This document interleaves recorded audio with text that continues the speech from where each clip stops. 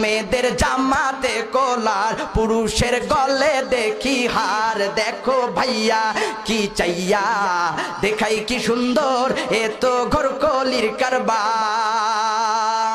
মেয়ে এখন হইল পুরুষ, হাতে লয় না চুড়ি, গায়ে তাদের নাই ব্লাউজ, পরতে চায় না শাড়ি। মেয়ে এখন হইল পুরুষ, হাতে লয় না চুড়ি, গায়ে তাদের নাই ব্লাউজ, পরতে চায় না শাড়ি।